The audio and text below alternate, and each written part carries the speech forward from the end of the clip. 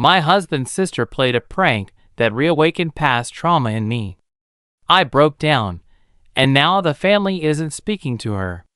She's trying to play the victim and turn everyone against me. I'm 27 and married to Aaron, also 27. We've been together for 6 years and married for 3. He has an older sister, Sophie, who's 30. She's at the center of this entire family mess I'm about to describe. 3 weeks ago, Sophie asked me if I wanted to join her on a girls' family trip to Spain, with her, my mother-in-law, and my husband's cousin Nadia, also 27. Nadia and Aaron, although technically cousins, are very close, more like siblings, since they grew up together and went to the same school. Because of this, I also got close to Nadia. At first, I wasn't very excited about the idea of traveling with Sophie and my Emile. But Nadia said she needed a break and that she was going no matter what. She really wanted me to come along too. She convinced me, and I agreed. Sophie covered the flight and hotel costs, which isn't a big deal for her. She's insanely rich thanks to her husband, a neurosurgeon. She owns an event planning company, but everyone knows she barely works. She just wants to appear busy, so she doesn't seem like a housewife living off her husband. She has a literature degree but never worked in the field, and she says college was a waste of time, except that she met her future husband at a party there. Aaron once told me Sophie was spoiled as a child. Whatever she wanted, she got. That's continued into adulthood. She still thinks pouting and staying silent is enough to get people to do what she wants. Her husband and parents enable this behavior. But Aaron, Nadia, and I don't let her walk over us, so she behaves differently with us. Honestly, I've never really liked Sophie, but she was never outright rude to me, so I tolerated her for the family's sake. So I agreed to the trip. 3 days ago, we were supposed to fly out. The airport is far from my home, so I left early and arrived about 30 minutes before everyone else. While waiting, I got bored and scrolled through my phone. That morning, the vibration on my phone stopped working. It wouldn't vibrate for notifications. I didn't have time to get it repaired, so I figured I'd do it after the trip. Luckily, I was looking at my phone when a message from Sophie popped up. She sent a screenshot of a text conversation supposedly sent to her from an unknown number. It included a photo and a message. I downloaded the photo because I thought it was strange she was sending a screenshot of someone else's chat. As soon as I saw the image, I felt a chill. It was a photo taken in front of my house. Someone was holding scissors in their left hand. Seconds later, another message from the same number arrived.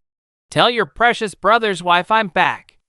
Sophie added that she had just received the message and was terrified. It made her think Aaron was in danger. That was enough to send me into a panic. I actually have a traumatic history with stalking. It was truly the worst time of my life. Back in college, I had a stalker. He'd secretly take pictures of me from behind and send them to me throughout the day. He never used my real number. He'd create fake social media accounts and message me from there. Sometimes he'd ask to meet, but never show up. I never left the house without protection and took jiu-jitsu classes. Even then, I lived in constant fear of what he might do.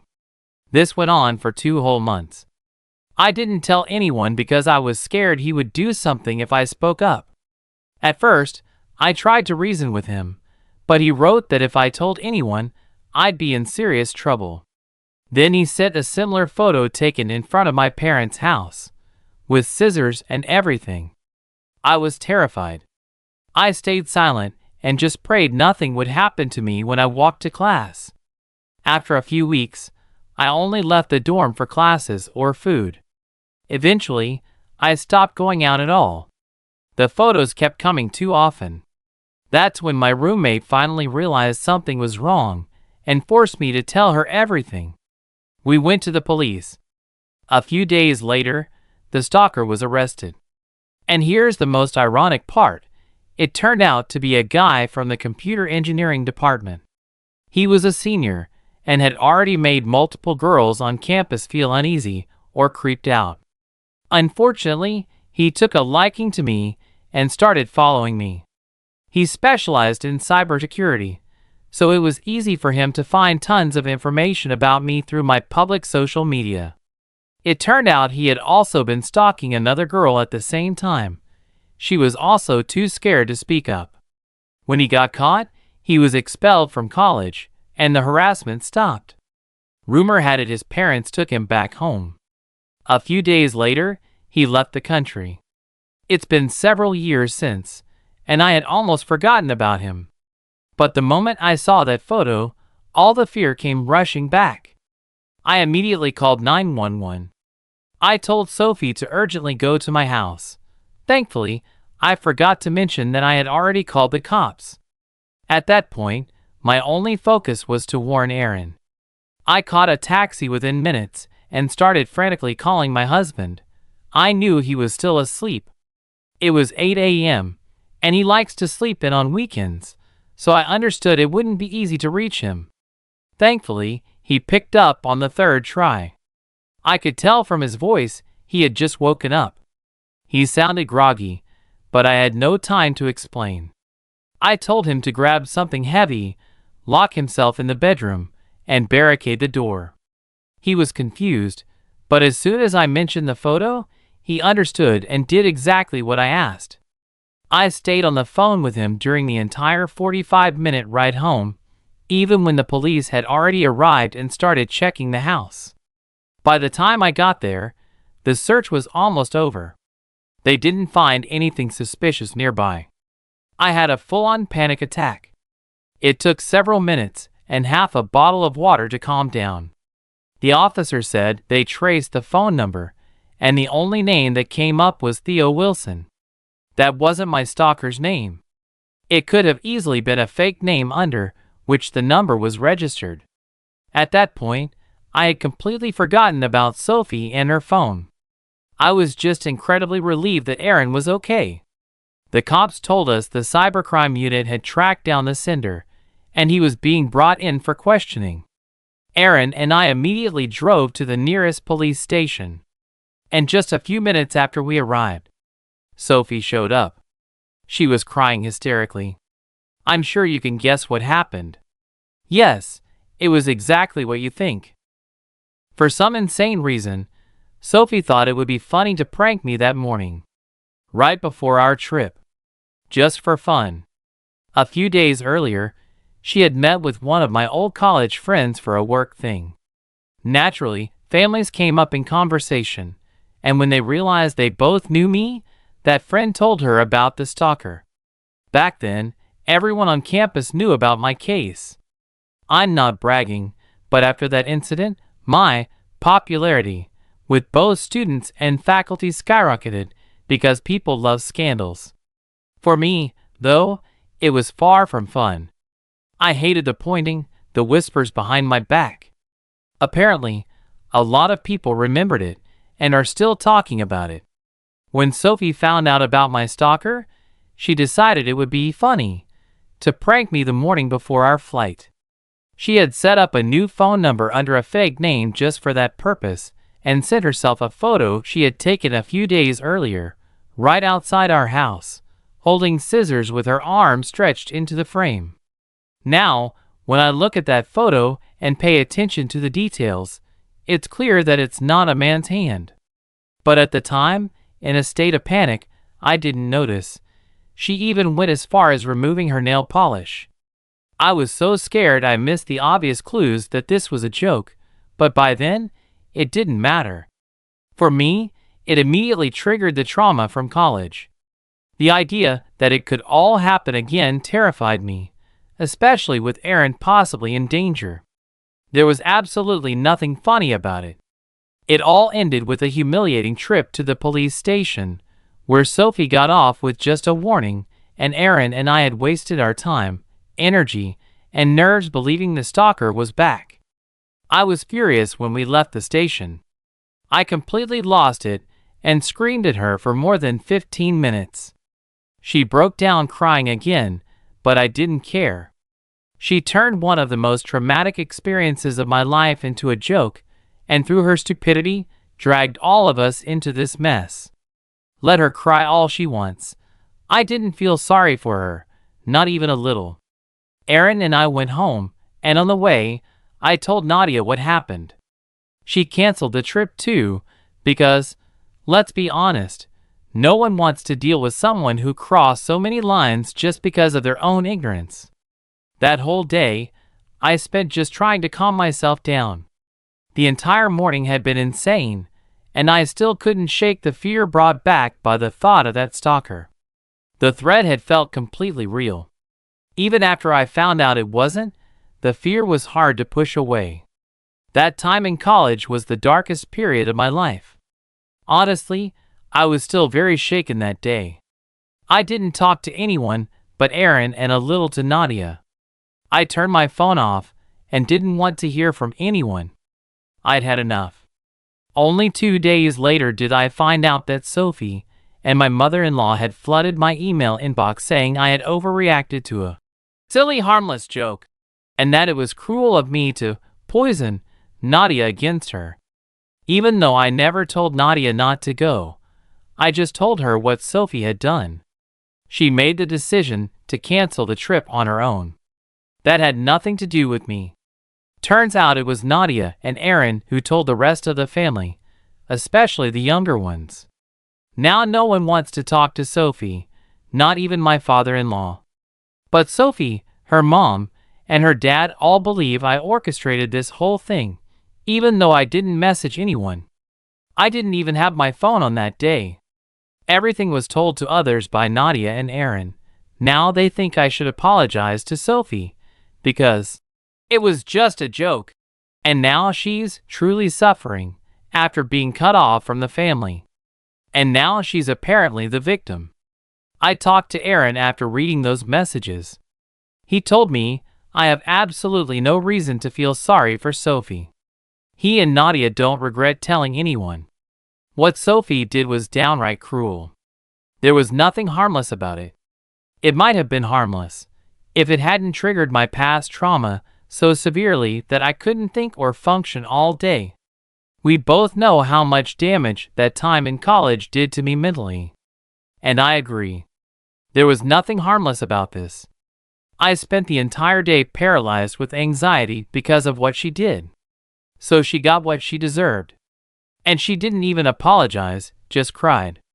So why would she expect me to feel sorry for her, when she never felt sorry for me? That's extremely hypocritical, but honestly, I didn't expect anything better from her. After reading everything and talking it over with Aaron, I decided to just ignore Sophie.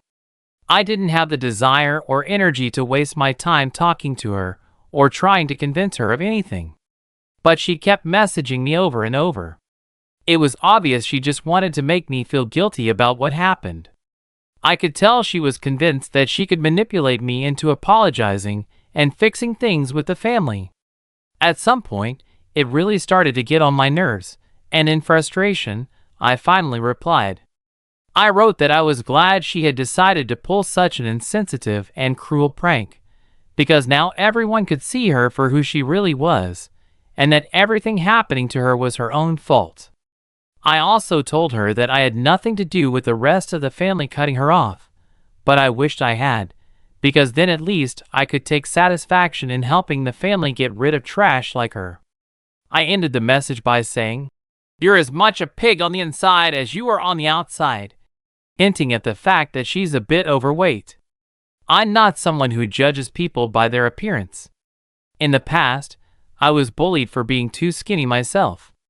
But this time, I just wanted Sophie to hurt. I knew she was self-conscious about her weight, so I went for that because I knew it would sting. I'm not sure if I went too far, but after sending the message, I honestly felt better. I had tried so hard to keep my opinions to myself and hold back my emotions, but Sophie just kept pushing and pushing until I snapped.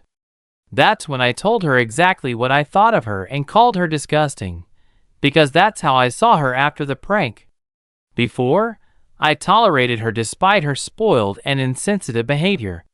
But this went way beyond anything I could excuse. After sending that message, I put my phone down and tried to distract myself by watching a movie. I didn't check my phone again for about 3 hours. When I finally did, there was a new message from Sophie. She wrote that she had always thought of me as a good friend, and that's why she expected me to forgive her for a small mistake without making her grovel or explicitly say she was sorry. Because, according to her, it should have been obvious that she felt bad. I wasn't exactly sure what she meant by that, but I guess it made sense to her. Then she added that if I just wanted to be mean, I should have just ignored her instead of deliberately saying hurtful things to make her feel horrible. According to her, I chose cruelty just to hurt her, and that makes me just as awful as she is. I never especially liked Sophie, but in this case, maybe she's a little bit right. Maybe I really shouldn't have said some of those things. I was just furious, not only because of what she had done, but especially because she kept shifting the blame onto me instead of admitting she screwed up. She tried to gaslight me, to make me think this was somehow my fault. And at some point, I just couldn't take it anymore. Yeah, maybe I hit too hard. And the only thing I truly regret is that I brought up her weight. Still, I don't think she has any right to demand an apology after everything she pulled. If she had acted like a normal person and admitted fault, maybe none of this would have happened. Aaron thinks I have nothing to apologize for, and that Sophie needed to be put in her place. She heard me first, and then kept pushing and manipulating me, trying to play the victim. He's certain I shouldn't feel bad for her at all.